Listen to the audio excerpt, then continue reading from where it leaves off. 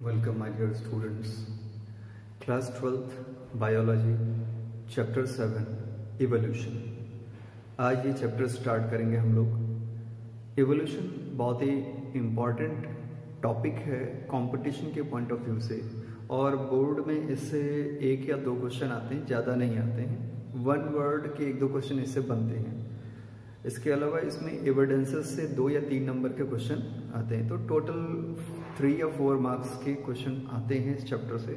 लेकिन कंपटीशन में नीट में बहुत क्वेश्चन बनते हैं, कभी कभी 3-3, 4-4 क्वेश्चन पूछ लेते हैं। मतलब 12 नंबर, 4 नंबर के अगर 3 क्वेश्चन है तो 12 नंबर, तो इसको समझना बहुत ज़रूरी है। इस चैप्टर में प्रॉब्लम ये आती है कि बच्चे स्किप कर देते हैं। कौन रटे, मतलब इतना रटने वाला चीज़ है, बायोलॉजी में कॉन्सेप्ट नहीं है, बट ऐसा कुछ नहीं है। आपको सिर्फ सिंप्लीफाइड तरीके से मेमोराइज करना है, दैट्स ऑल। कॉन्सेप्ट यहाँ भी है, क्योंकि ये बायोलॉजी है, मतलब साइंस है, और साइंस में कॉन्सेप्ट होता ही होता है। हाँ, कुछ पोर्शन थोड़े बोरिंग हो सकते हैं, बट कॉन्सेप्चुअल तो हर जगह होते हैं।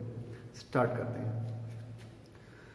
एवोल्यूशन में जो सबसे पहला टॉपिक हमें पढ़ना है वो है origin of life, that is origin of life. अब ओरिजिन ऑफ लाइफ की अगर बात करें हम लोग, तो ओरिजिन ऑफ लाइफ की कई सारी थियरीज दी जाती हैं। Time to time so many theories, बहुत सारी थियरीज दी जाती हैं। शुरुआत करते हैं सबसे पहले थियरी ऑफ स्पेशल क्रिएशन, यानी गॉड के द्वारा जो दुनिया, जिस ब्रह्मांड की रचना की जाती है, स्पेशल क्रिएशन। बाइबल की बात करें तो पूरा का पूरा ये जो यूनिवर्स है और ये वर्ल्ड है, पृथ्वी है, ये 6 नेचुरल डेज में बन गया, और 6वें दिन पृथ्वी पर मनुष्य का बनना हुआ, यानी ह्यूमन बीइंग 6वें दिन पृथ्वी पर बन गए थे। भाई साहब, ये समझ में आ गया। पहला बनने वाला ह्यूमन बीइंग एडम, और उसकी 12वीं रिब की 12वीं हड्डी से जो पहली फीमेल बनी, उसका नाम था ईव, एडम और ईव। इस्लामिक बुक्स की बात करें तो वहाँ भी आदम और हवा बने थे। ये एडम और ईव की कहानी से एकदम मिलता जुलता कहानी है, यानी एक दूसरे की कट कॉपीज हो सकती हैं। इसकी कोई गारंटी नहीं दे सकते, बट हो सकती हैं। इसी तरह से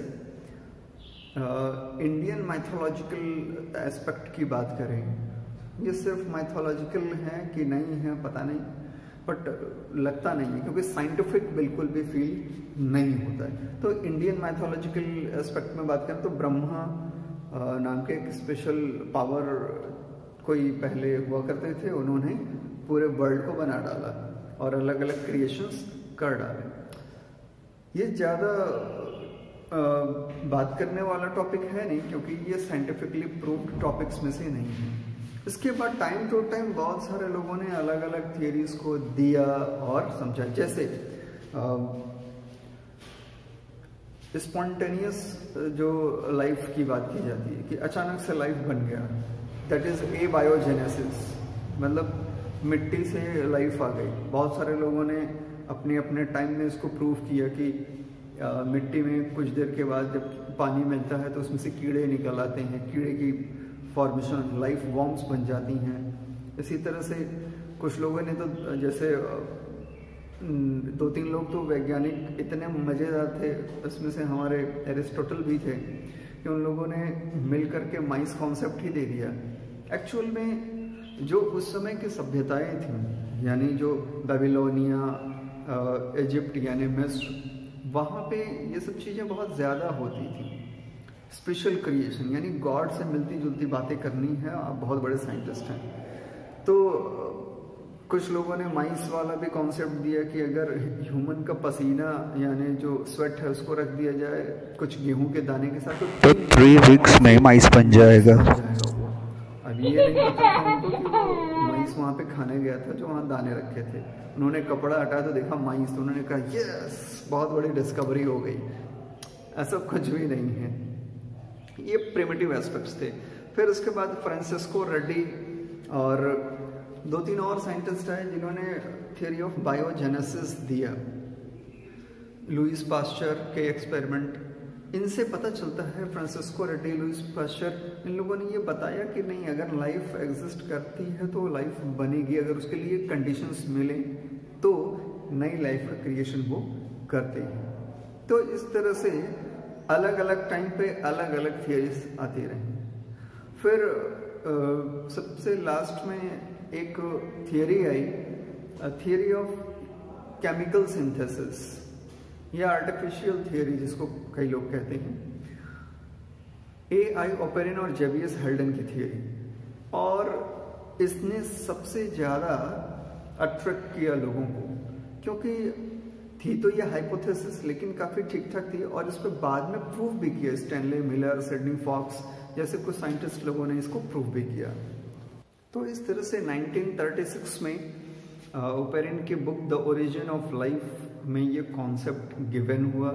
ओपेरिन और हेल्डन हाइपोथेसिस के नाम से ये पूरे वर्ल्ड में फेमस हुआ, और उन्होंने 8 स्टेप्स में लाइफ कैसे अर्थ पे ओरिजिनेट हुई होगी उसको समझाया।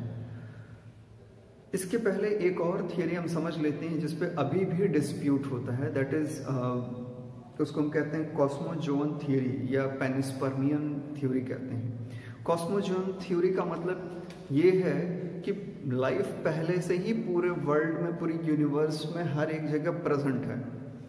जैसे जैसे कोई नया सैटेलाइट बनता है या नया ये कह लीजिए कि कोई ग्रह बनता है, तो वहाँ पे फिर से वो लाइफ का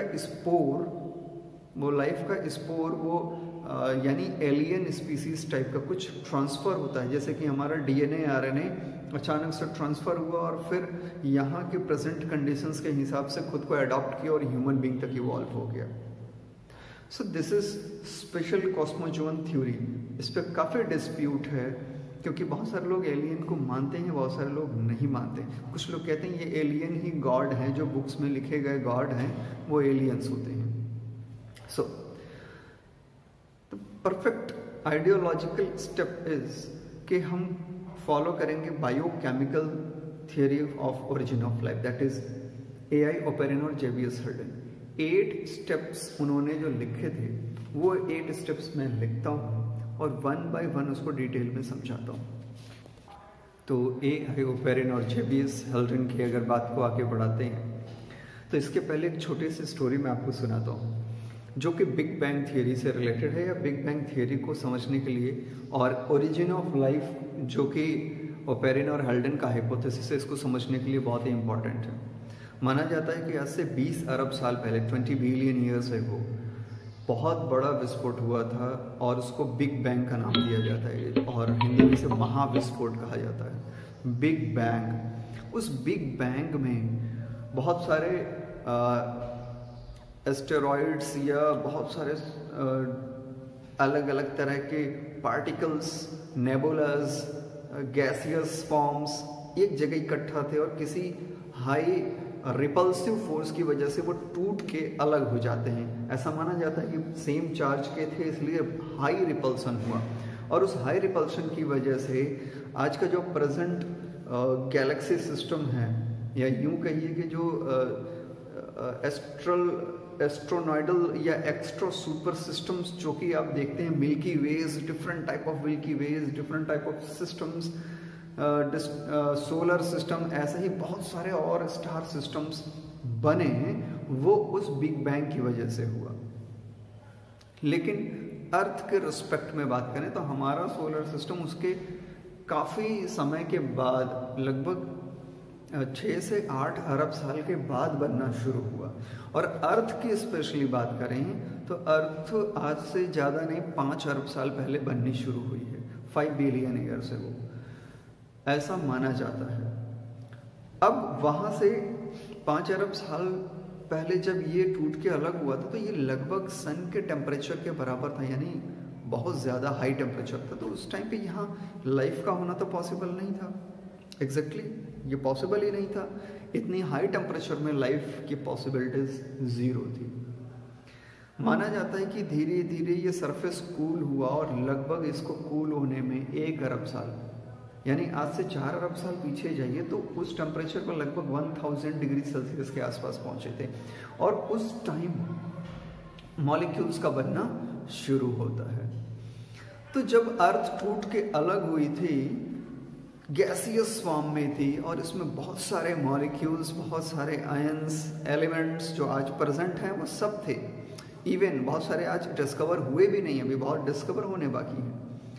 तो उसमें जो सबसे हैवियर और मोल्टन स्टेज में थे वो बीच में कोर में आ गए, ठीक है, यानी वो अर्थ के कोर को बनाते चले गए। जो उनसे थोड़े कम भारी थे वो ऊपर की पोर्शन पे आते चले गए। जो उनसे भी हल्के एलिमेंट्स या मॉलिक्यूल्स थे वो सबसे ऊपर वाली पोर्शन पे आ गए, और जो एकदम से हल्के मॉलिक्यूल्स थे वो इनके ऊपर भी एक स्फीयर के फॉर्म में प्रेजेंट हो गए। अब आप इसको समझेंगे, जो सबसे अंदर का पोर्शन है इसको आज हम कोर कहते हैं, इसी को हम अर्थ का कोर कहते हैं। इसके ऊपर का जो पोर्शन है इसको आज की डेट में हम लोग मैंटल कहते हैं, दिस इज मैंटल। उसके ऊपर का जो पोर्शन है दिस इज मैंटल, ओके। उसके ऊपर का जो पोर्शन है इसको हम अर्थ क्रस्ट कहते हैं, जो ऊपर की लेयर होती है, ठीक है। सो दिस इज द क्रस्ट। और सबसे ऊपर की लेयर यानी ये जो अर्थ की क्रस्ट होती है हमारे सरफेस, इसके ऊपर जहाँ पे हम सांस लेते हैं, जहाँ ऑक्सीजन है, जहाँ पेड़ पौधे हैं, जहाँ घर बनते हैं, इसको हमने नाम दिया एटमॉस्फेयर, क्योंकि यहाँ पे एटम्स थे, ठीक है। सो this is what atmosphere, okay. तो इस तरह से हुआ अर्थ का फॉर्मेशन। अर्थ का फॉर्मेशन हो गया, कोर, मेंटल, क्रस्ट यानी लिथोस्फीयर बन गया, एटमॉस्फेयर बन गया, हाइड्रोस्फीयर बाकी था। यानी वाटर अभी अर्थ पे प्रेजेंट नहीं थी, क्योंकि टेम्परेचर 1000 डिग्री सेल्सियस है तो बहुत मुश्किल है। लेकिन धीरे धीरे ये सरफेस कूल होता गया और हाइड्रोजन और ऑक्सीजन के बीच में बॉन्ड्स बनते चले गए। ऑक्सीजन बिल्कुल भी फ्री स्टेट में नहीं था, और प्रिमिटिव जो भी स्ट्रक्चर थे, यानी जो एटमॉस्फेयर आप कह सकते हैं, जो प्रिमिटिव एटमॉस्फेयर था वो 100% रिड्यूसिंग टाइप का था, ऑक्सीडाइजिंग टाइप का, जैसा कि आज ऑक्सीडाइजिंग टाइप का है, यानी ऑक्सीजन की प्रेजेंस है, ऐसा बिल्कुल भी नहीं था। तो ये स्टोरी अभी तक समझ में आ गई आपको। अब यहाँ से आपको ओपेरिन और हेल्डन की स्टोरी को समझने में बहुत आसानी हो जाएगी, इसीलिए इस स्टोरी को मुझे बताना बहुत इम्पॉर्टेंट था। ओपेरिन और हेल्डन का पहला ही पॉइंट है कि origin of earth and it's primitive atmosphere, यानी अर्थ की ओरिजिन कैसे हुई ये तो मैंने कहानी आपको सुनाई, ये आपने समझा। इसका प्रिमिटिव एटमॉस्फेयर कैसा था? प्रिमिटिव एटमॉस्फेयर में ऑक्सीजन बाउंड स्ट्रक्चर में था, फ्री नहीं था, यानी एटमॉस्फेयर रिड्यूसिंग टाइप का था। कैसा था? रिड्यूसिंग टाइप का था। टेम्परेचर बहुत ज्यादा था, कोई भी लाइफ एग्जिस्ट नहीं करती थी। सेकेंड स्टेप है origin of molecules and simple inorganic molecules. तो ओरिजिन ऑफ मॉलिक्यूल्स यानी अब जो एटम स्टेज में थे वो कंबाइन होके वो एक जैसे भी हो सकते हैं और अलग अलग भी हो सकते हैं। वो कंबाइन होके एटम्स अब मॉलिक्यूल्स में कन्वर्ट होने लगे और सिंपल इनऑर्गेनिक मॉलिक्यूल्स बने, लाइक अमोनिया या अमोनियम, ठीक है। तो इस तरह के कुछ सिंपल इनऑर्गेनिक मॉलिक्यूल्स मिले। इनको एनर्जी कहाँ से मिलती थी? एक तो अर्थ की टेम्परेचर ही बहुत ज्यादा थी, दूसरी कोई आज की तरह ओजोन लेयर तो था नहीं क्योंकि ऑक्सीजन ही नहीं था फ्री स्टेट में। तो जो आकाश में थंडरिंग होती थी, उसकी जो बिजली कड़कती थी आकाश में, उसकी सारी की सारी एनर्जी अर्थ तक डायरेक्ट सप्लाई होती थी, उसका यूज होता था और अलग अलग तरह के बॉन्ड सिस्टम बनते थे। अब टाइम आता है कि जब अर्थ का टेम्परेचर लगभग 100 के आसपास पहुंच गया, यानी अब बारिश होनी शुरू होती है और लाखों करोड़ों साल तक लगातार बारिश होती है। जहाँ जहाँ गड्ढे थे वहाँ वहाँ महासागर यानी ओशंस बने और जो ऊपर का पोर्शन था वो लिथोस्फीयर यानी आज के रहने वाली ऊंची जगह में कन्वर्ट हुआ। तब से आज तक में बहुत चेंजेस आए, लेकिन शुरू का स्ट्रक्चर ऐसा ही था। माना जाता है कि पूरे जो 7 महाद्वीप आपको देखते हैं, अलग अलग ग्रेट कॉन्टिनेंट्स, वो एक जगह कंसंट्रेट होते थे, एक जगह होते थे, यानी वो एक बीचों बीच होते थे। हिंदी में उसको जम्बू द्वीप कहा जाता था। तो वो एक जगह होते थे, लेकिन टेक्टोनिक प्लेट्स में डिस्टरबेंस की वजह से वो मिसप्लेस होके आज की ओरिजिनल पोजीशन पे शिफ्ट हो गए। तो थर्ड पॉइंट आता है origin of organic compounds. Organic compounds के लिए वाटर की ज़रूरत थी। इनऑर्गेनिक कंपाउंड तो चलो बिना वाटर के बन गया, ऑर्गेनिक कंपाउंड में वाटर की ज़रूरत थी। यानी यहाँ से शुरू होता है वाटर का कॉम्बिनेशन के साथ में बनना। खैर शुरू में जो सबसे सिंपलेस्ट ऑर्गेनिक मॉलिक्यूल बना दैट इज CH4। यहाँ पे वाटर का कोई रोल नहीं था। यानी जब प्रिमिटिव यानी सिंपलेस्ट फॉर्म बने होंगे तो उस समय किसी भी तरह के वाटर की प्रेजेंस होने की पॉसिबिलिटी नहीं थी। यानी अभी वाटर जब simplest form of organic compounds बन रहे थे तो अभी वाटर प्रेजेंट नहीं हुआ था।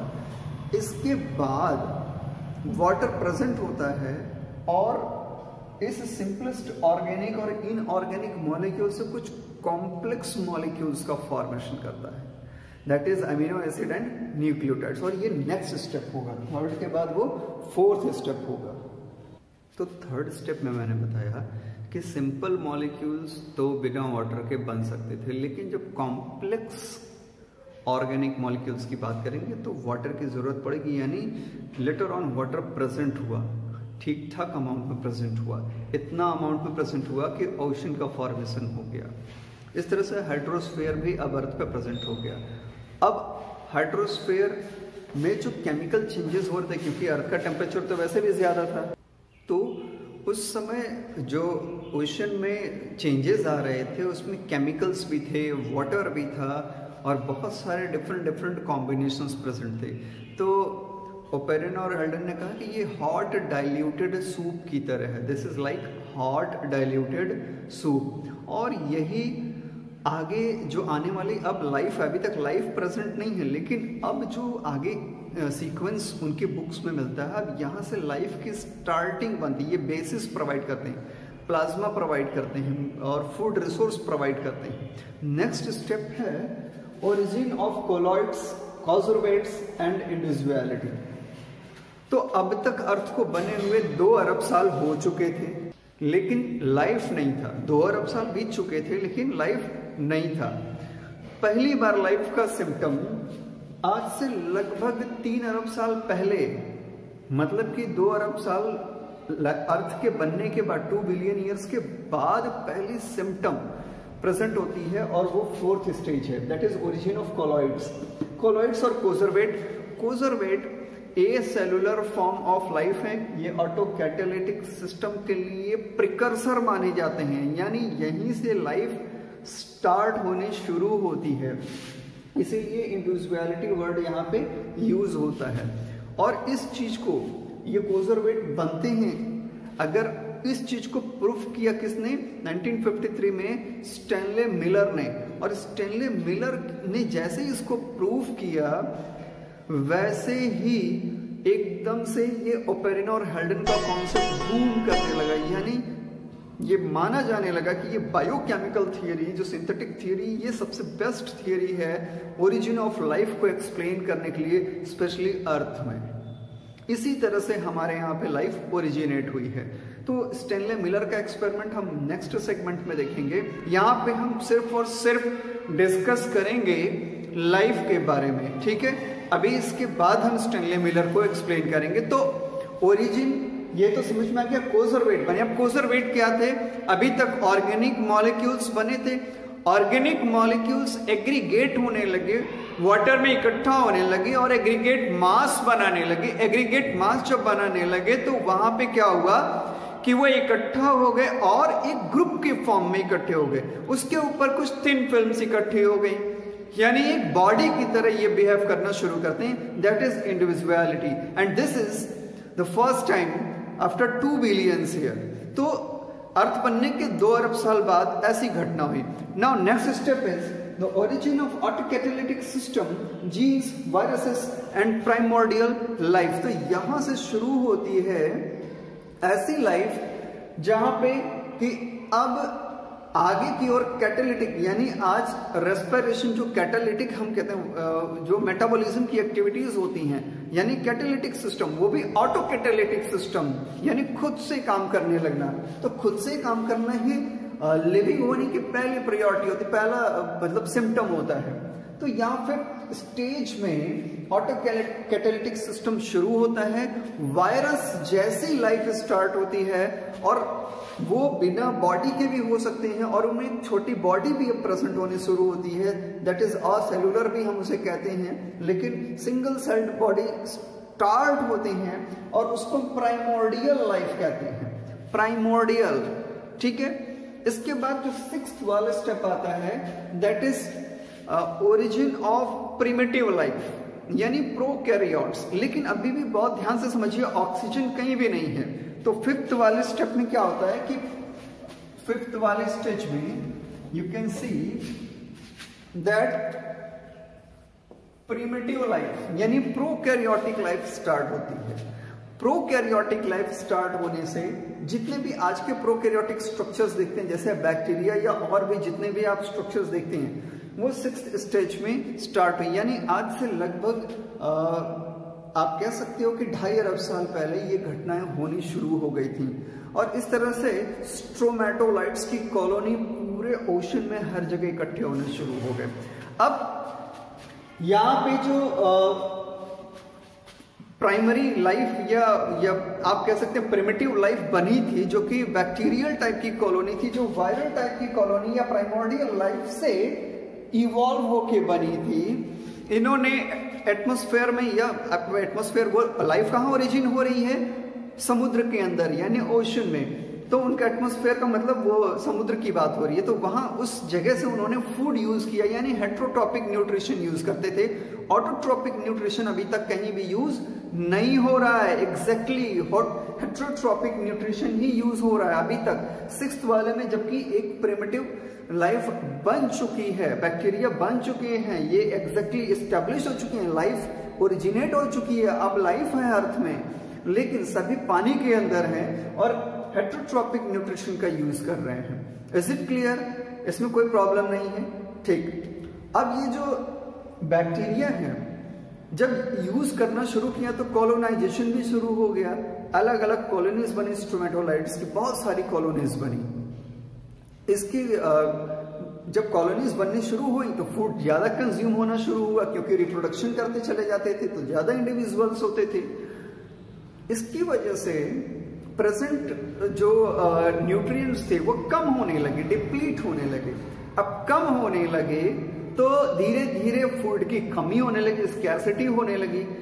जब फूड की कमी होने लगी, स्कैर्सिटी होने लगी, तो इन्होंने मूव करना शुरू किया, और इस तरह से ये वर्ल्ड के लगभग हर एक ओशन में आपको माइक्रो ऑर्गेनिजम्स मिल जाएंगे, that is primitive life structures मिल जाते हैं।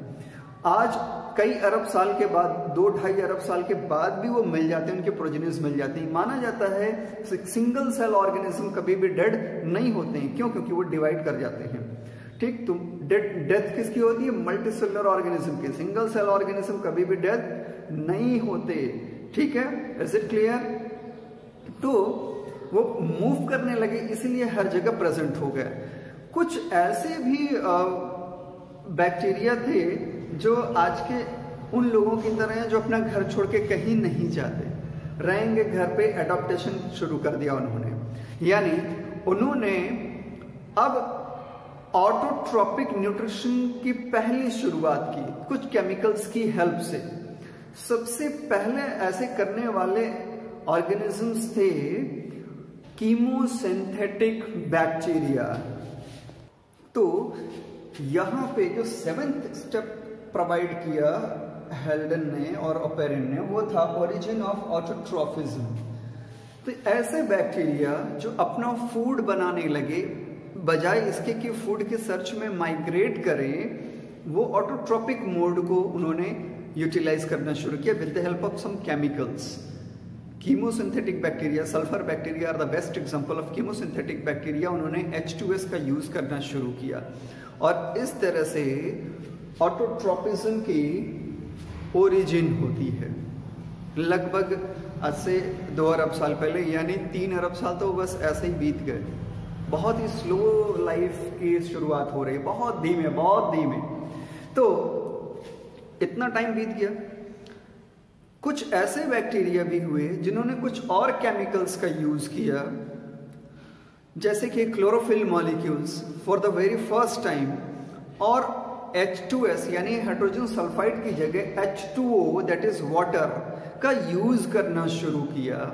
और पहली बार उस यूज करने की उसकी वजह से पहली बार H2O का ब्रेकडाउन हुआ और ऑक्सीजन फ्री हुआ। अभी तक ऑक्सीजन फ्री स्टेज में नहीं था। ऑक्सीजन फ्री हुआ फ्री स्टेज में 1.5 अरब साल तो मतलब ऐसे ही बीत गए ना। तो आज से लगभग 1.8 मान लीजिए बिलियन ईयर्स अगो तब ये रेवोल्यूशन हुआ, यानी ऑक्सीजन फ्री हुआ। And this is called oxygen revolution. इसको हम कहते हैं ऑक्सीजन क्रांति।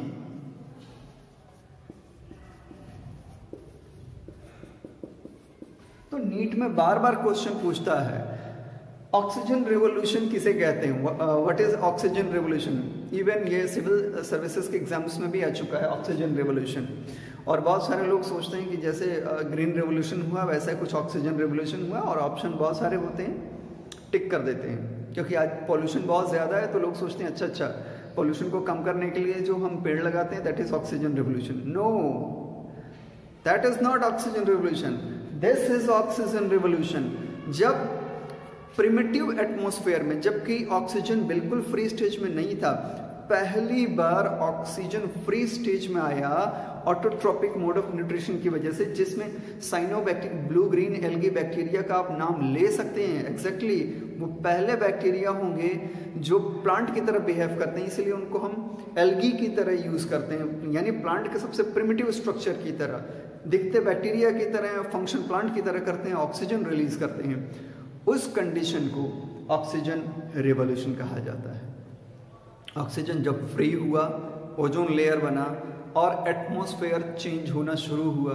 अगले कुछ लाख साल में पूरी तरह से एटमॉस्फेयर चेंज हो गया। Reducing atmosphere now converted into oxidising atmosphere. And the 8th and the final stage of this theory is the origin of eukaryotes. The origin of eukaryotes. तो प्रोकैरियोटिक एटमॉस्फेयर खत्म, वहां पे लाइफ फिनिश। अब उसके एक और एस्पेक्ट, मतलब finish का मतलब कि वहां से एक नई स्टोरी शुरू होती है, यूकैरियोटिक लाइफ। यूकैरियोटिक लाइफ आप जानते हैं एनिमल्स में शुरू हुई, तो invertebrates, then vertebrates, then human being तक आई। और प्लांट्स में शुरू हुई तो ऑटोट्रोपिज्म, अगर प्लांट्स में बात करें तो ब्लू ग्रीन एल्गी वहां से शुरू हुई, देन परफेक्टली ग्रीन एल्गी, और अब फ्लावरिंग प्लांट्स तक लाइफ आ चुकी है। तो प्रेजेंट कंडीशंस इसके बाद बहुत तेजी से चेंज हुआ, और पिछले 1 अरब साल में पूरी तरह से लाइफ ही चेंज हो गई। 1 अरब साल से भी कम टाइम लगा ये लाइफ चेंज होने में। 1 अरब साल तो बहुत बड़ा टाइम हो गया, उससे भी कम टाइम में, कम टाइम के रेवोल्यूशन में ये पूरी की पूरी लाइफ हिस्ट्री ही चेंज हो गई। यानी शुरू की लाइफ के बनने की प्रोसेस बहुत ही स्लो थी, और बाद में ऑक्सीजन के रेवोल्यूशन और ऑटोट्रोपिज्म के बाद अचानक से तेज हो गई। तो ये तो थी ओरिजिन ऑफ लाइफ की बायो केमिकल एस्पेक्ट, जो कि सबसे ज़्यादा एक्सेप्टेड वन थी। अब हम बात करते हैं ओपेरन और हेल्डेन के जो कॉन्सेप्ट थे उसको प्रूव करने के लिए स्टेनले मिलर का जो एक्सपेरिमेंट था, ठीक है। तो 1953 में एसएल मिलर या स्टेनले मिलर ने ये एक्सपेरिमेंट किया, जिसमें उन्होंने पूरी की पूरी वही कंडीशंस रखी जो कि प्रिमिटिव एटमॉस्फेयर बताया गया था ओपेरिन और हेल्डेन के द्वारा। यानी उसमें थी हाइड्रोजन, अमोनिया और CH4, और इसको उसी टेम्परेचर पे रखा लगभग 800 डिग्री सेल्सियस, एक फ्लास्क में 2 इलेक्ट्रोड लगाए जिसे इलेक्ट्रिक डिस्चार्ज किया, प्रिमिटिव टाइप का एटमॉस्फेयर दिया और फिर वहाँ पे वाटर वेपर्स को भी रखा। बाद में उन्होंने देखा कि लगभग कुछ दिनों के बाद जो बहुत अच्छे से उन्होंने चेक किया, ऑब्जर्व किया, तो देखा कि इसी सिंपल मॉलिक्यूल से शुगर, नाइट्रोजनस बेसेस और अदर पिगमेंट्स का फॉर्मेशन हो रहा है। तो उन्होंने कहा कि यस, प्रिमिटिव टाइम में बिल्कुल ऐसा ही हुआ होगा और ये प्रूफ करता है कोजरवेट के फॉर्मेशन को। और साथ ही साथ जो हॉट डाइल्यूटेड सूप है, अच्छा, कोजरवेट के फॉर्मेशन को एक और साइंटिस्ट थे सिडनी एफ फॉक्स, उन्होंने भी प्रूफ किया था। तो इस तरह से ये पहला जो एक्सपेरिमेंट था स्टैनले मिलर जो कि प्रूफ कर रहे थे ओरिजिन ऑफ लाइफ को, और ये अब तक का सबसे वाइडली एक्सेप्टेड मॉडल माना जाता है। सो this is about the origin of life and evolution. आगे के चैप्टर्स में हम इवोल्यूशन के कौन कौन से, खासकर ऑर्गेनिक इवोल्यूशन के कौन कौन से एविडेंसेस दिए जाते हैं उसको पढ़ेंगे और फिर ह्यूमन का इवोल्यूशन कैसे हुआ उसको पढ़ेंगे। Thank you very much.